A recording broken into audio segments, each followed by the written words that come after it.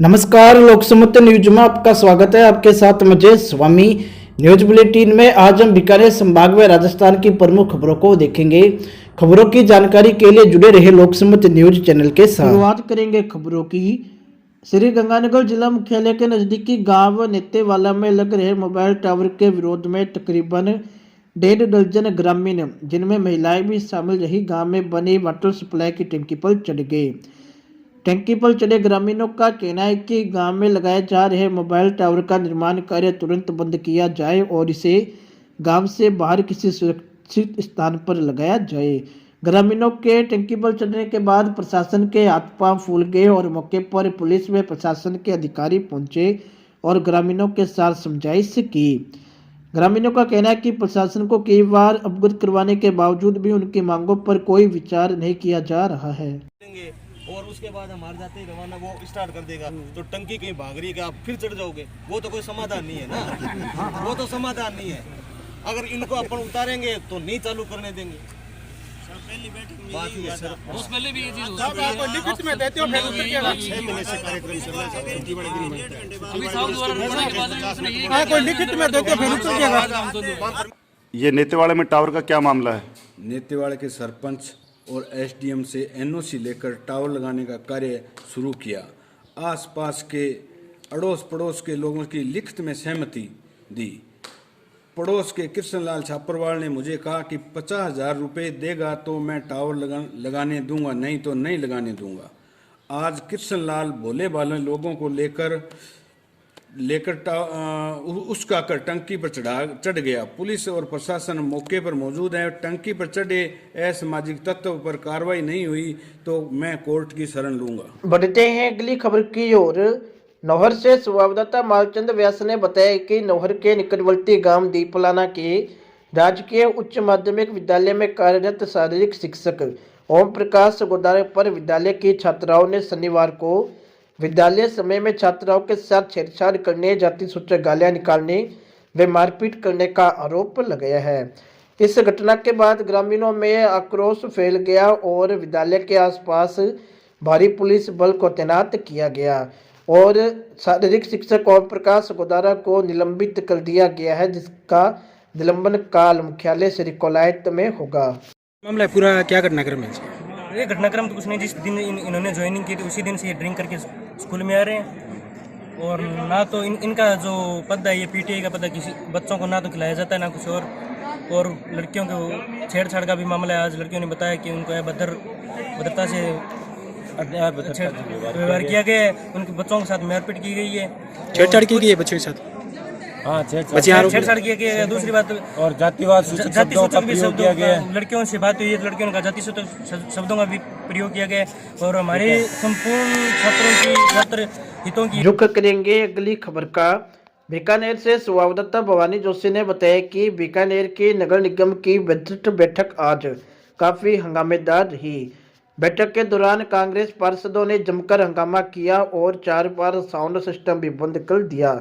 हंगामे के बीच मेयर सुशीला कंवर राजपुरोहित ने 362 करोड़ से अधिक रुपए का बजट पेश किया, जिसमें वेटरनरी ऑडिटोरियम में हुई बजट बैठक में निगम कर्मचारियों के लिए कॉलोनी, नगर निगम के नए भवन, नए पार्क समेत विभिन्न घोषणाएं की गई। इस दौरान मेयर सुशीला राजपुरोहित ने प्रेस वार्ता की। नहीं चला रहे वो सदन की गरिमाओं को आपने भी देखा कि पार्षद सब उल्लंघन कर रहे हैं। सदन की एक गरिमा होती है जिसका हम सबको पालन करना चाहिए। मैं हूँ या पार्षद हूँ, हम सब एक ही है, लेकिन सदन की गरिमा का ध्यान सबको रखना। जिन्होंने जो लठ उठाया वो उसको आप सही मानते हैं? लठ नहीं उठाया, उन्होंने सिर्फ रोकने का प्रयास किया है।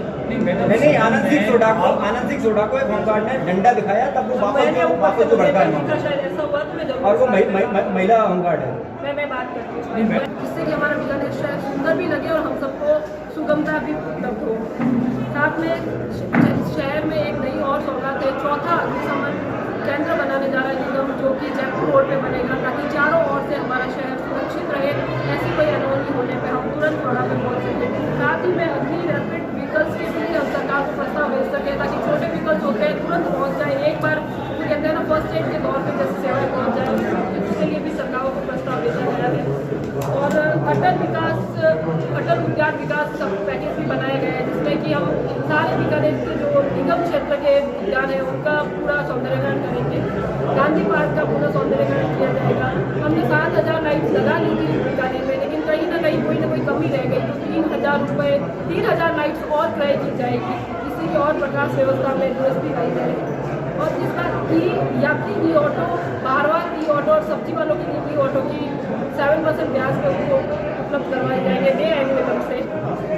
और शमशान और कब्रिस्तान का जो पैकेज है, जो हमारा कार्य चल रहा है, उसी को वापस आगे भी किया गया है निरंतर, ताकि जो बचे हुए शमशान कब्रिस्तान है उनमें भी पूरा कार्य करवाया जाए। बढ़ते हैं अगली खबर की ओर। घसंगपुर से संवाददाता सूरज गुगलानी ने बताया कि अखिल राजस्थान महिला एवं बाल विकास संयुक्त कर्मचारी संघ के द्वारा नियमितीकरण एवं मानदेय वृद्धि, सेवा नियमों में सुधार सहित विभिन्न मांगों को लेकर गंगानगर जिला कलेक्ट्रेट पर प्रदर्शन किया गया और जिला कलेक्टर रुक्मणी रियार के माफुल्त मुख्यमंत्री के नाम ज्ञापन सौंपा गया। जिलाध्यक्ष सीता स्वामी के नेतृत्व में ये विरोध प्रदर्शन किया गया, जिसमें आशा सहयोगिनियों, आंगनबाड़ी कार्यकर्ताओं और सहायकों ने हिस्सा लिया।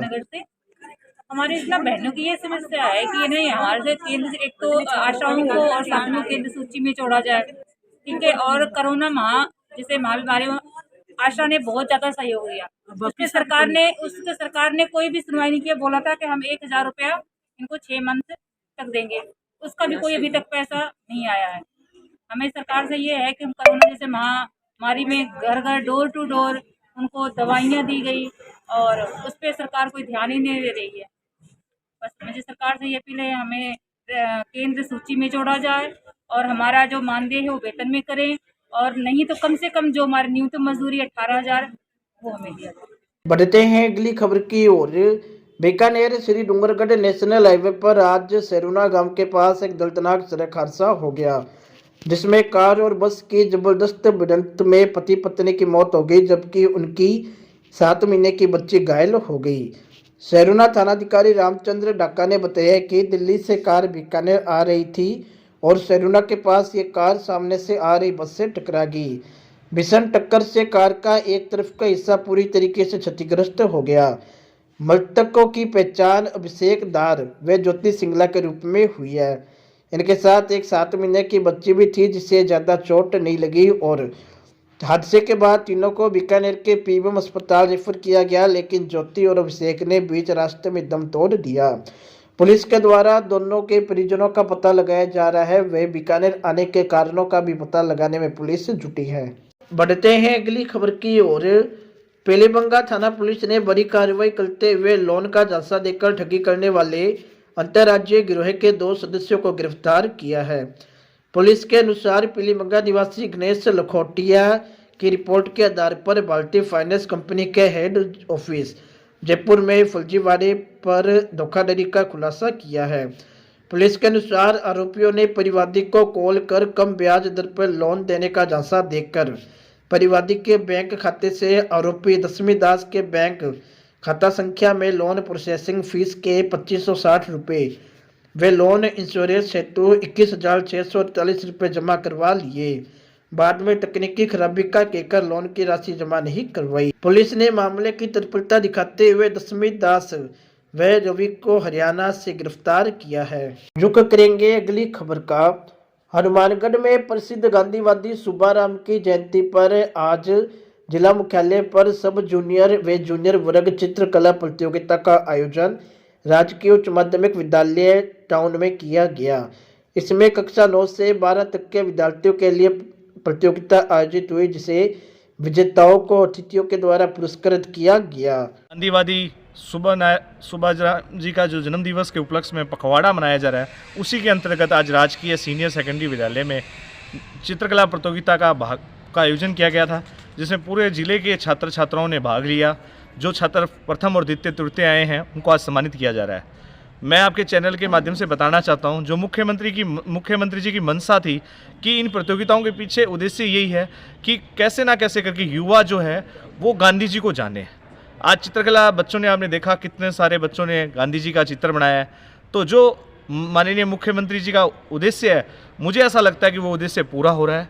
और मैं आपके चैनल के माध्यम से बताना चाहूँगा कि हम इस पखवाड़े के बाद महात्मा गांधी जीवन दर्शन समिति की तरफ से हनुमानगढ़ जिला की देखा जा रहा है कि युवा पीढ़ी जो है वो नशे के अंदर ज़्यादा, हनुमानगढ़ के जो युवा हैं वो ज़्यादा नशे के अंदर शामिल हो रहे हैं। नशा बहुत ज़्यादा हनुमानगढ़ ज़िले को हमारे युवाओं का नाश करते हुए दिखाई दे रहा है। तो हम पूरा संगठन हमारा ये प्रयास करेगा कि हम नशे के खिलाफ अभियान चलाएं।